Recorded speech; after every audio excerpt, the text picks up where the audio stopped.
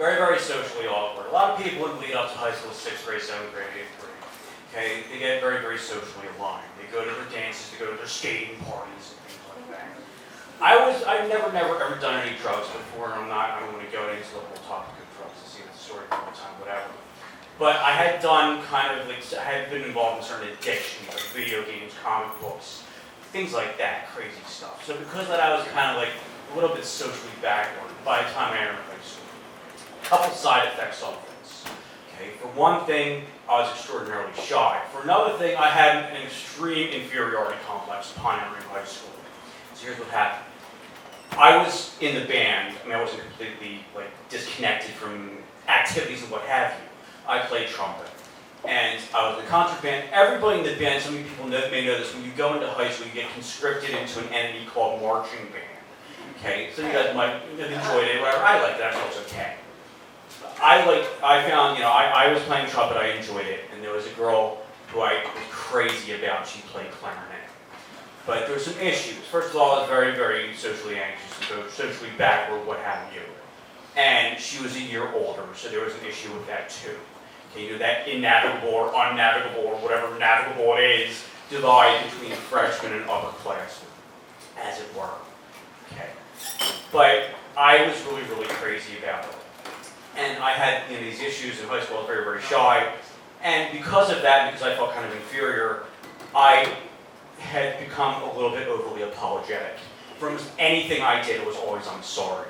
For example, in concert band / marching band, if I was marching out of time, I would be like, I'm sorry.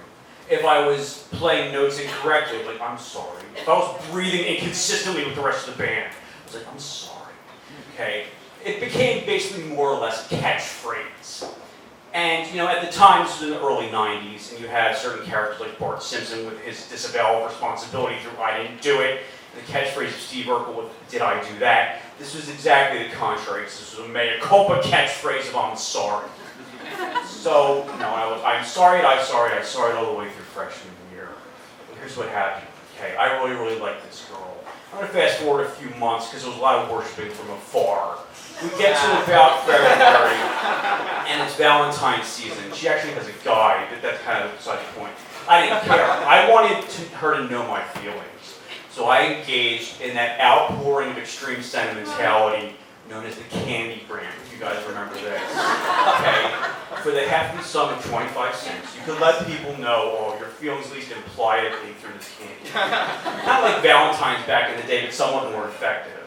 Okay, because they're like good to pay for them. It's like it wasn't like the cheap just passing out of Valentine's or whatever. But here, okay, through the expensive purse of 25 cents.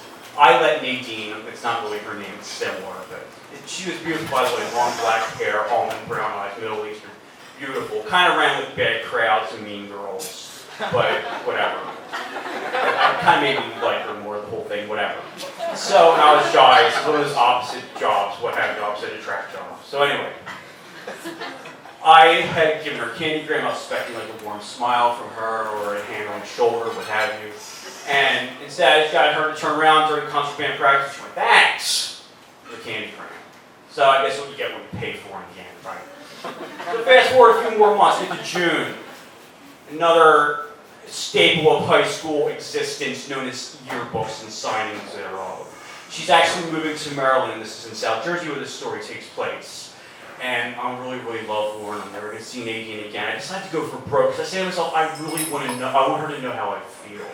So we get to sign your books, and I borrow your book for a second, and I write, and I say, Nadine, good luck to you in Maryland. And, it's yada, yada, yada. And then the P.S. I write to her, I say, I'm going to miss you a lot next year. And I punctuate the lot either with an underline or if I was writing sideways, italics, what have you, I don't know. A lot next year. So I see her the next day, and I'm still doing the I'm sorry catchphrase. People, it gets cloying and annoying and just downright insufferable. I mean, I could kick myself, my 14-year-old self now, whatever. And at one point, a band instructor is like, I said, I'm sorry. And he's like, so am I, Anthony, so am I. And that happened a few times. But here, okay, at the end of the year in June, I see her the next day after I wrote that note, the whole lot, italicized, underlined, bolded line. I'm going to miss you a lot next year. And I see her, and she sees me, and she gets this Lucy Van Pelt from Peanuts furrowed brow expression and keeps walking. And I go, I'm sorry, Nadine, I'm sorry. But having been a catchphrase for me, you know how much weight that sorry carried? Absolutely nothing or less thereof. The whole lesson is this. It's important to say sorry when it matters and when it counts, and I felt like it counted then. But it's important too to save sorry for moments when it's really, really petty.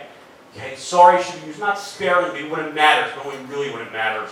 For the petty times, it should be cast aside. And contrition should only be saved for the times when it matters. Thank you.